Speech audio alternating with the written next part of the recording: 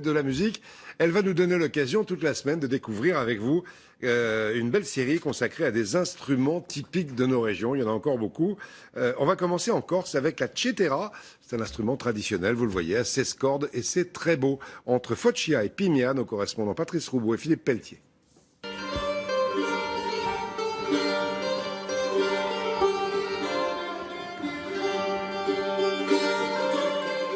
Pascal Paoli, le père de la nation corse, aimait dire « jouer de la cetera équivaut à jouer des airs interdits avec un instrument interdit ». Disparu au XVIIIe siècle, puis retrouvé en 1976, aujourd'hui la cetera est devenue l'instrument traditionnel, emblématique de l'île. Dans les ruelles de Foggia, Mido et Petrou font toujours redécouvrir au grand public ce sistre à 16 cordes et 8 chœurs. Dans mon cas, beaucoup ne connaissent pas la cetera et on s'en rend compte quand on va de village en village pour présenter l'instrument. Et même des personnes âgées disent, je crois, quand j'étais jeune, je pense en avoir vu une, mais ils sont plus très sûrs et tout. Et donc nous, un peu, notre rôle en tant que musicien, c'est de faire redécouvrir la cetera aux Corses et aux autres personnes, bien sûr. Impressionnant, mais peu compliqué à jouer, la cetera corse était l'instrument qu'il fallait avoir lors des fêtes de village. C'est une cetera festive qui servait à faire danser le quadrille sur les places du village. Les personnes s'entendent bien, on dit « s'accordano come cetera e violino », ils s'entendent comme cetera et violon. Alors ils jouaient les deux ensemble, et sinon pour faire danser, ils jouaient sûrement des rythmes comme ça.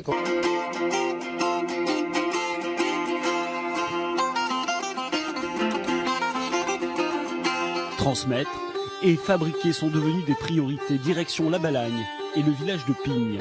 Dans l'atelier d'Hugo depuis 35 ans, la cetera prend forme sous ses doigts. Les métiers qu'on fait par passion, hein, on ne compte pas les heures qu'on passe à l'atelier, à travailler, à faire des recherches, à essayer, après à en parler, à promouvoir cet instrument. Noyer, prunier, érable, 3 bois pour réaliser le fond de cet instrument et les éclisses qui entourent la caisse de résonance. Une centaine d'heures de travail, 100-120 heures de travail, tout dépend de définition. On peut fabriquer les plus beaux instruments du monde, s'ils restent accrochés dans un coin, ça reste un objet, un vulgaire objet, plus ou moins beau, beau pour qui, beau pourquoi, ça devient des choses inutiles. Voilà, comme on dit, il est sublimé après par le musicien.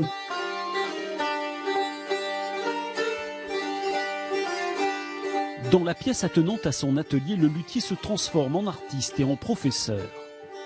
Pour Romain et Julia, 12 ans, la cetera émerveille par sa sonorité. Ça sonne bien et les pièces qu'on joue, ça me plaît. Au départ, on pense que c'est compliqué, mais après, au fur et à mesure des cours, tout ça, on apprend facilement.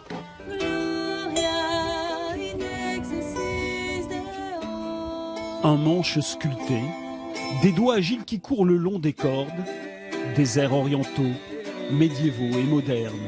La cetera fait sonner de façon étonnante la terre de Corse et ses villages.